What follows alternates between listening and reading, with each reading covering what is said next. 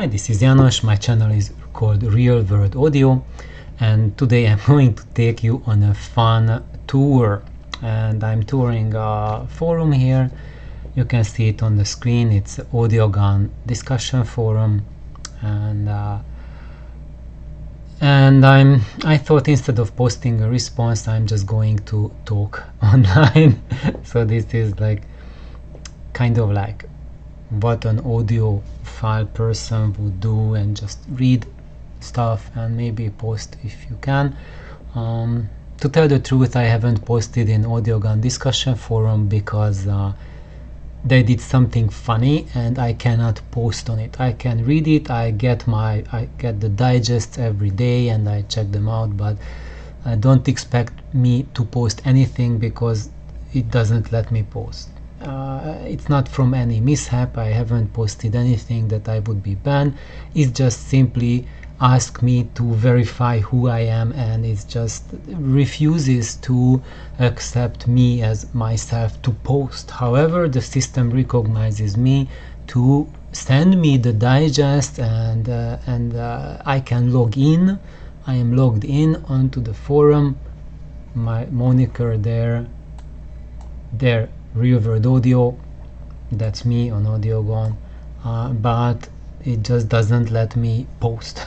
So there we are. So that was the introduction, and I clicked on this thread because it asked like phono stages, Hagerman and Sun Valley 1616 possible giant killers, and I have no experience whatsoever with Sun Valley 1616. First time I see this mentioned ever.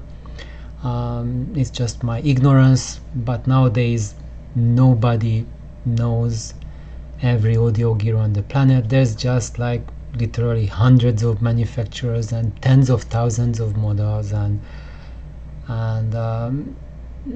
it's just too much for even like a dozen audiophiles to have listened to everything that is available today. And I think what I've noticed is that you don't have to listen to everything. If you have experience with like wide range of experience, and you have friends who have tremendous experience, you talk to intelligent people, you can get your general bearings, and within that you can refine it. So I'm using this thread as a nice excuse to tell me about Jim Hagerman's phono stages, because that's what this post is asking. Like, would the Hagerman phono stage be a giant killer? And everyone means something different under that, and I'm going to share my experience about it and how I found when I compared Jim's phono stages to other manufacturers' phono stages and what else. So here we go. The first commenter, he just misinterpreted that. He thought it's about a different, and there's a comment thread about that. And then finally the first comment about the bugle and the cornet. So the bugle is Jim's introductory model, and it's solid state, and cornet is a tube version, and I have the cornet. So, and I've had it for over 20 years, and actually it's not the cornet because Jim has been constantly improving his designs. He's coming up with new versions every 5 years or so. I haven't counted the years exactly. I had I think his second version of the cornet, and at that time it was in a kit version, so I have built mine. Nelly got me the cornet circuit board from Jim for Christmas, so that was my Christmas present. So just think about that, guys. I think this is every audiophile's dream, that your wife or girlfriend buys you audio gear for Christmas and your birthday. How about that? No. Look, so I am fortunate to be like that.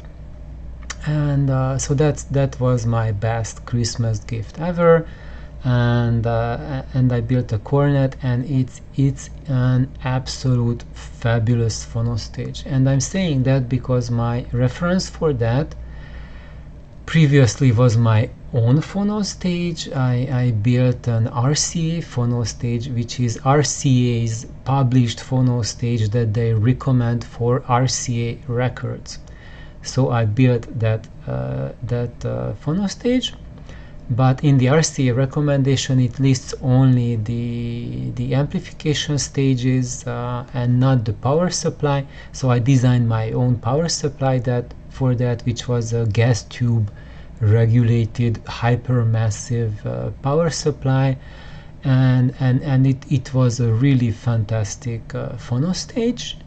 And I think it played the RCA records to a phenomenal level, absolutely fantastic. But when I compared it with the cornet just floored the RCA with Decca, with EMI, with anything. But I have to say the RCA phono stage, it did better on RCA records than the cornet, slightly better in way of musicality. Not in the way of like audiophile qualities like dynamic range, etc. But in every other regards, the cornet just absolutely trashed my RCA phono stage to the netherworld. It's just like totally washed it off. And even on RCA records, it was not noticeably worse than the RCA phono stage. So the difference, that little spark that the RCA phono brought to RCA records, that was not enough to justify the huge dip in everything else. So while I have a good stash of RCA records, the majority of my collection is not RCA. So that's how I just ended up phasing out my RCA phono stage completely, and just have my cornet ever since. I've been using it for more than 20 years.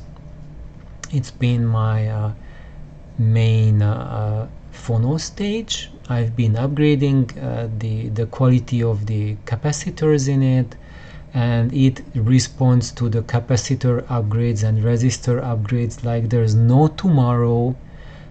Even like with standard parts, it's a phenomenal phono stage, and if you upgrade caps and resistors, it jumps like many classes above that. So how good is that? So back then, at that time, we had also, me and my friends, built the Bottlehead Seduction phono stage.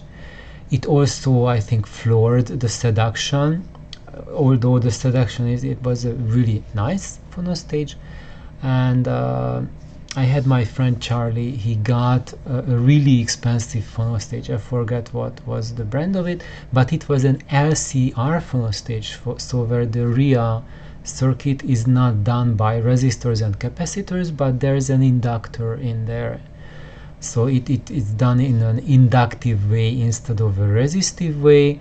And when you find phono stages like that, they are in the ultra expensive category, and it sounded really good. And we listened to it in Charlie's system. It was phenomenal.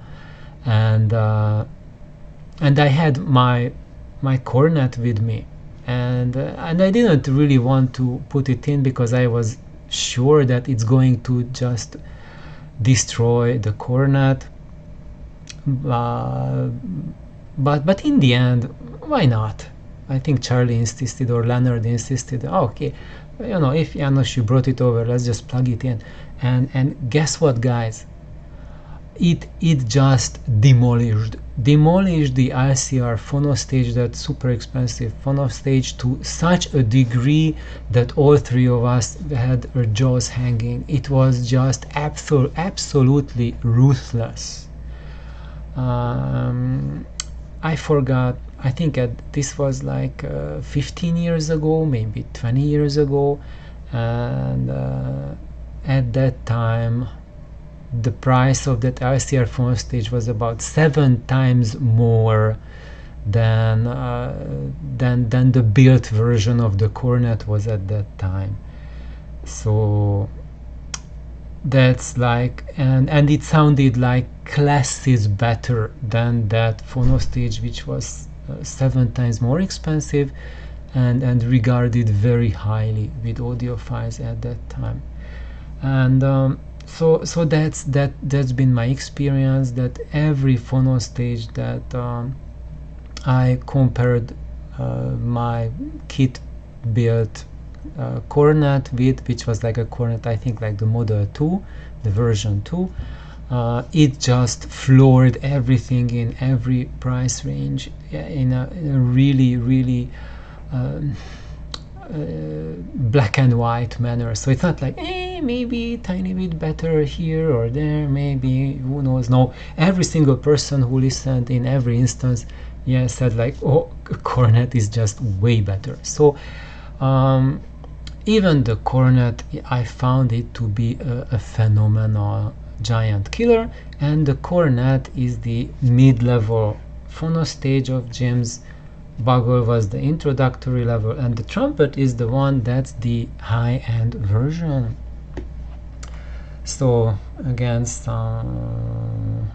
now there it is. This is the cornet 2. So that was my cornet, with the exception that this was the Jim's chassis that he had at that time for the cornet, and I built my own chassis. By the way, it's been my plan to rebuild my cornet, because I have the sides with wood and then the top and like a U-shaped aluminum chassis, but it's really flimsy, and I'm not really happy with the workmanship I did on it, and I really want to properly rebuild it, and this time also not just rebuild but also beef up the power supply, so to put in choke filtering, a separate transformer for the filaments. So it's a little bit like beefing it up even a little more.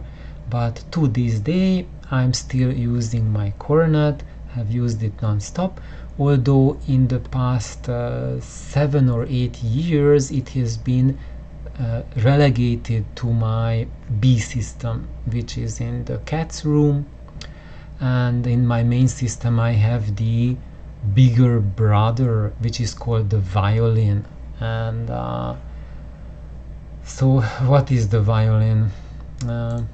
So if you go to Jim's website,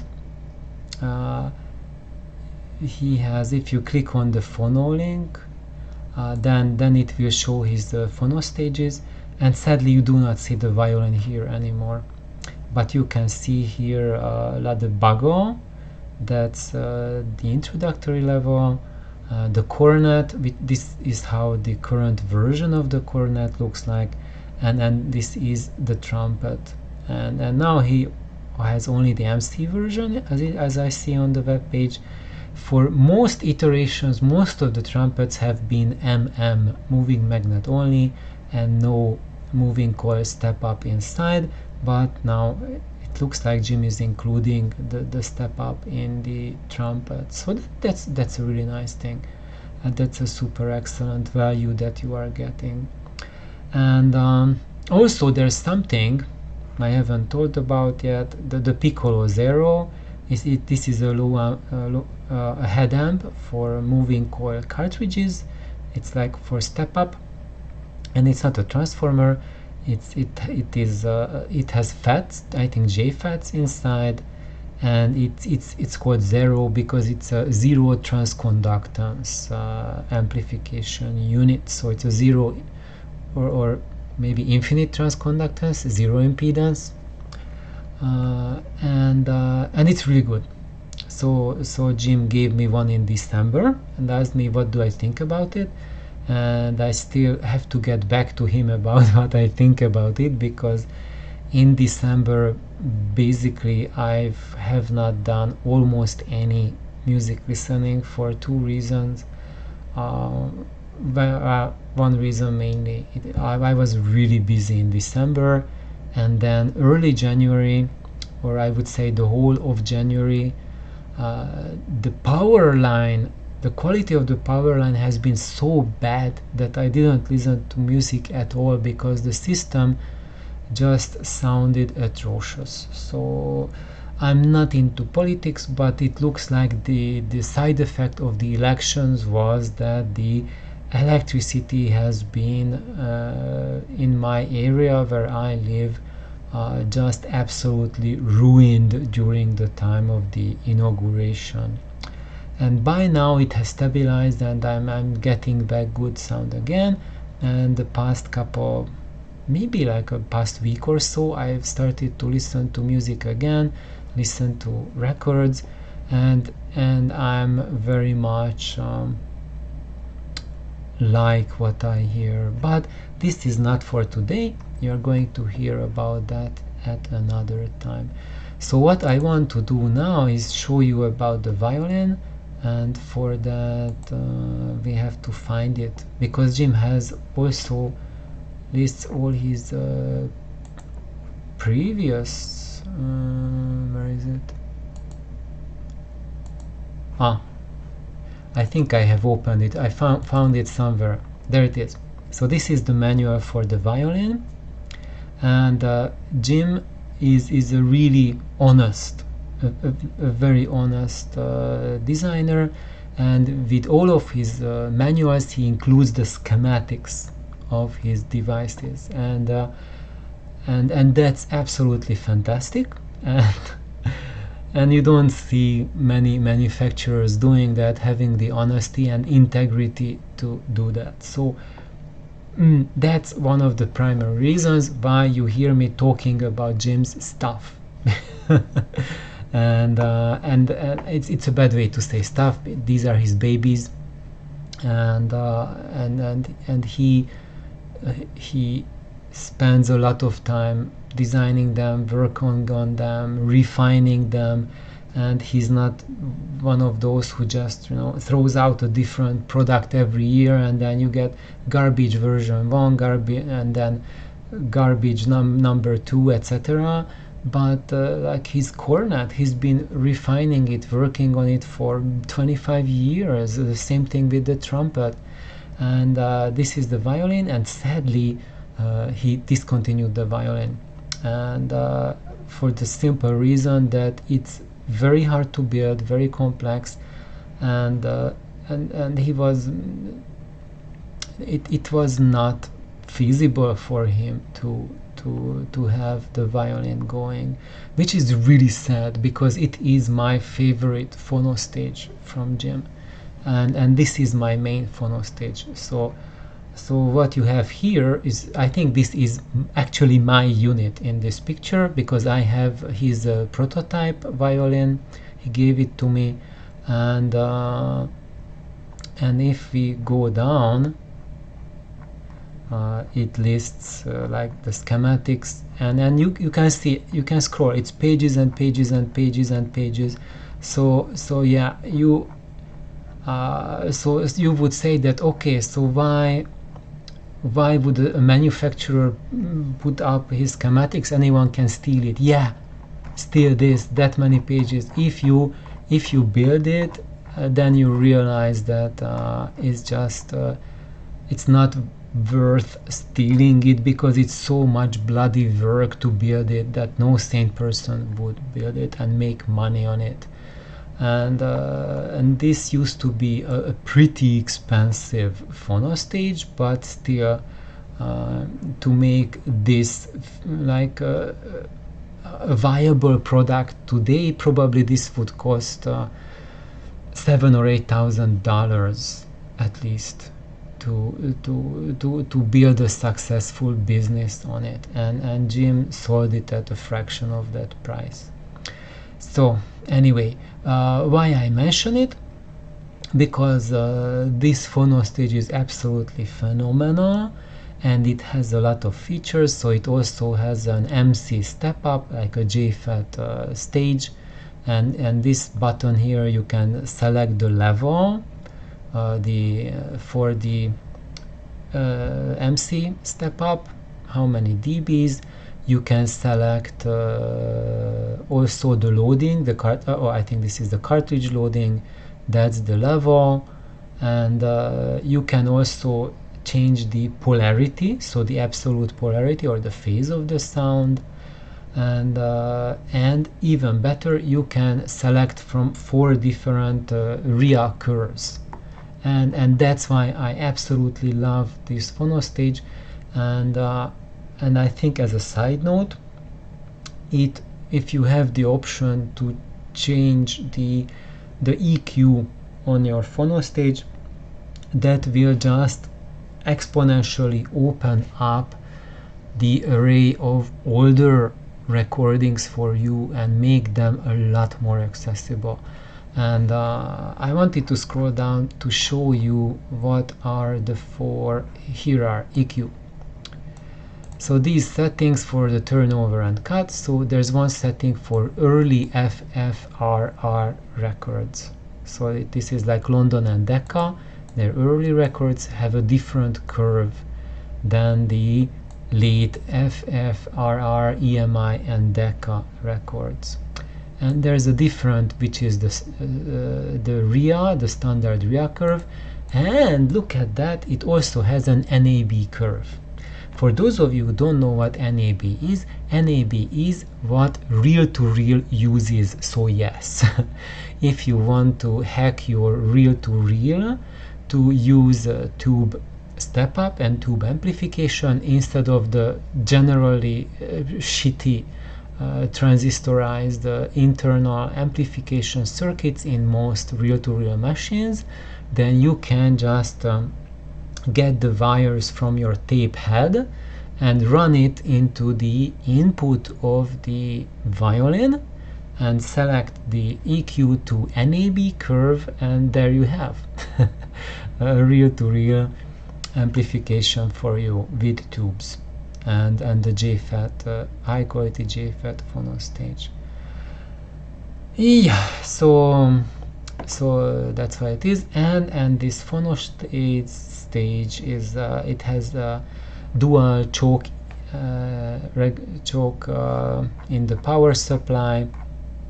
I'm not sure if it's choke regulated or just choke in there. I think it's choke regulated power supply. Where is it? Can I find it quickly? Yes, look at that. Yes, it is choke regulated power supply. How about that? How many phonostages have you seen which are choke input supply phonostages? So that makes a difference to have a really high quality power supply like that. And going back to, where do we want to go back? Let's go back to the thread where we were about the comments. And here original post was mentioning the trumpet, not the cornet. However, this is an inaccurate comment here. It's saying trumpet adds MC capability, otherwise the innards is identical to the cornet. No, not at all. First of all, only the newest trumpet has MC step up. Most of the trumpet iterations in the past and near present had only moving magnet, and you needed a step up. And the innards, the schematics is very different from the cornet. We can have a quick look at it if you want to, but no, they are completely different beasts. And do you think the Hagerman competes with phonostages in the 3 to 5K price range? I would say that the cornet competes with phonostages in this price range, and the trumpet competes with phonostages in the 20 to 30K price range. And if you don't believe me about that statement on the trumpet, just read Mike Framer's review of the trumpet, where he compared the trumpet against his own phonostage a few years ago. I forget the name, what was his phonostage at that time. he mentioned something of like $25,000 to $30,000 for his phono stage that he had, or maybe more, I don't know. And basically Framer said that that the two were at the same level of rendering, and he preferred his own phono stage because that is more analytical, but the trumpet was more musical. So he, when he listened to the trumpet, then his attention focused on the musicality, on enjoying the music, and when he listened to his own, his attention focused on hearing sound. But he said the two were at the same level despite just a gross difference in price. Okay, and there's a very long post, and what he's saying here, that there's like a lot of tubes in the trumpet because it's a balanced version, so there's like 2 tubes for each stage. What is he saying? No. Yeah, he's also recommending them, looking for those for satisfaction primarily via natural musicality should give them a try. And that's what I can concur with, is that if you are looking for musicality, so you want a phono stage because you are listening to music and you want your music to be as good as possible, then it's the trumpet. And if you go for the $20,000-$30,000 price range, that's where you can find something that has higher detail, apparent detail level, not because there's more detail, but because the gear refocuses your attention to focus on the detail level at the cost of music. But if you go to lower price level than that, then probably you will find a lot less musicality and or detail level than what the trumpet can do. And I'm not saying that there's not a single good phono stage in the universe apart from the trumpet, but what I'm saying that the trumpet is just an absolutely amazingly good phono stage, and at a price that is 5 to 10 times less than the price it should be. And this is kudos to Jim, because initially his trumpet was a lot more expensive, so now the current trumpet costs less than half what the first trumpet cost back then when he created it, and it sounds significantly better, and that's just Jim. He's just pushing the boundary of value, not just focusing on the usual sad tendency today that we want like improve on a product from an audio company, means that they have higher detail level, like 10% higher detail level at double the cost. That's what the audio is today.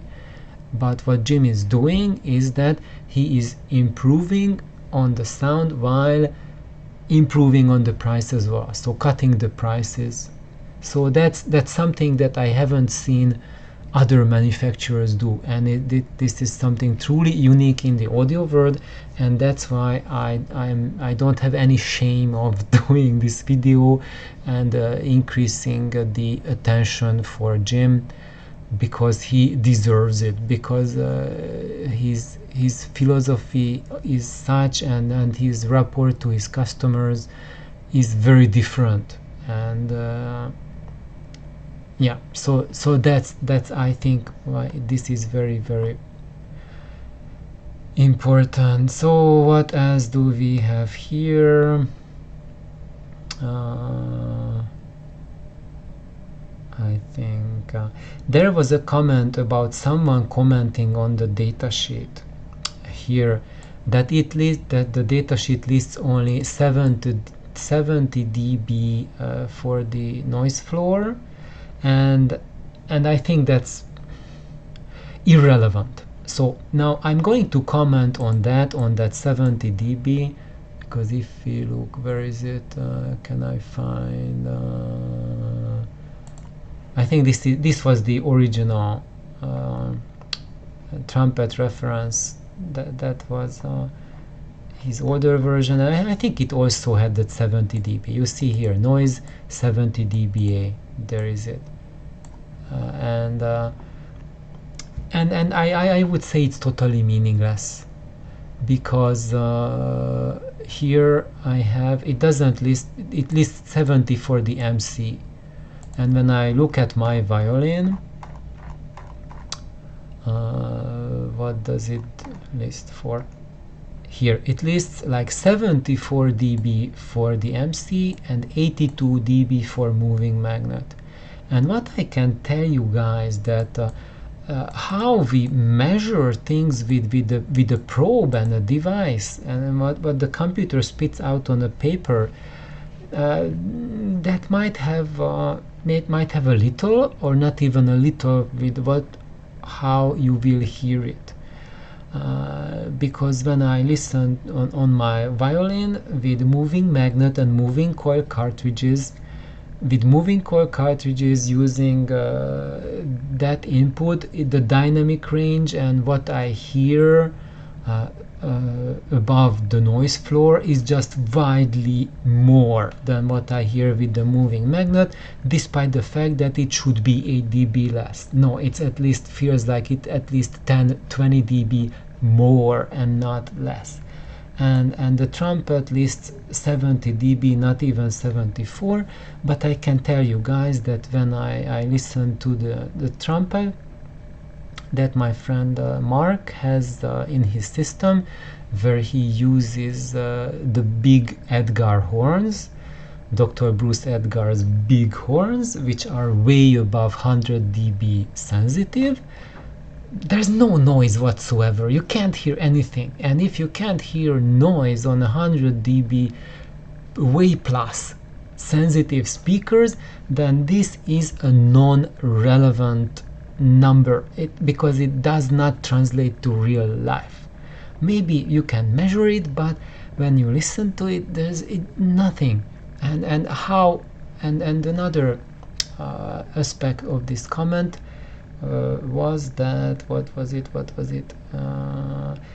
the extra tubes for the balanced circuitry, how hard it is, because like you would need, like, what did he say here, like a massive tube rolling or something to match the tubes. And this friend of mine, when I did a listen to it at his place, to one of the albums that he showed, and that's been already a couple years after he installed tubes in his trumpet. And even if you carefully match tubes and put it on a phono stage, after a year or two the tube sections will age differently and the tubes will age differently. So no matter how careful you are with the initial selection, after a couple of years they will be all over the place anyway. So in that state I listened to the trumpet, his trumpet, and we did an A/B test against streaming. And he had an album that was made in the past few years, past 3 or 4 years, and he had the same album streaming, and he was A/B switching between the turntable through his trumpet and the streamer, and the only difference you could tell between them was that when he hit the switch button, then there was a second muting, but it sounded like as if he just pressed the mute button for a second. And other than that, there were 3 of us in there, I would say 1 golden ear and 2 ultra golden ears, and none of us, or maybe all 3, I also consider Mark ultra golden ear.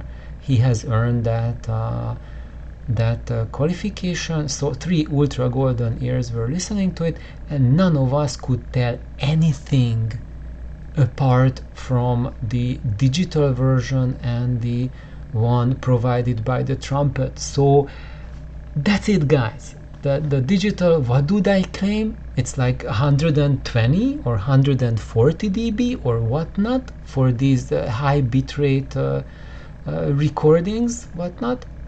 And from the trumpet there was no hiss, nothing, no noise floor, nothing audible on way 100 plus dB sensitive speakers.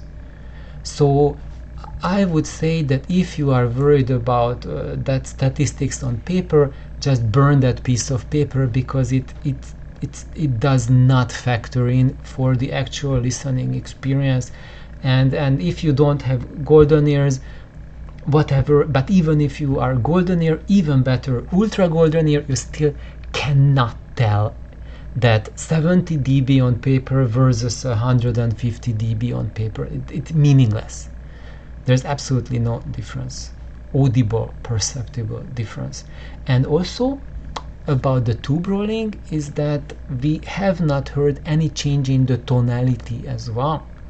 And if you have like this many tubes in the different sections of the amplification stages, what I would be worried about is that this will result in minor shift in the RIA curve, in how the turnover and the cut frequencies are reproduced because of the different gains of the different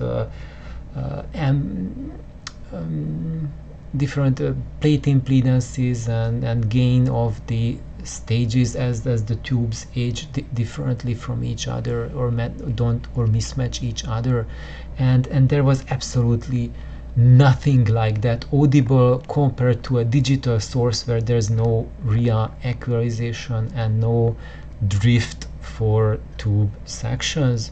So I think I have now pretty much covered the whole thread now, and all the concerns raised by the thread, and all of my commentaries that I could comment for that regarding phono stages and regarding James phono stages. And yes, so I'm really happy to talk about James babies, because he's also not just a designer, he is also really into music, so he has a lot of music gear. Absolutely, he is rooted in music, so he is not coming from like a measure-baiter audiophile pathway where you just only the paper matters and it does, never even listen to your own product. He listens really carefully to everything that he designs. He asks people's opinion, what they think about it, and he is very responsive to feedback, and he's just a great friend and a wonderful person. And by the way, just as a disclosure, he's not giving me any money to make this video. I just do it because he deserves it.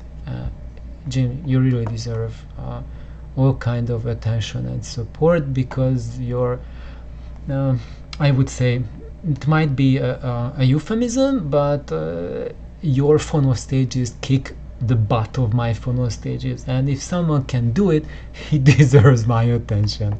So thank you for listening today, and thank you, Jim, for your astonishing phono stages. Bye bye.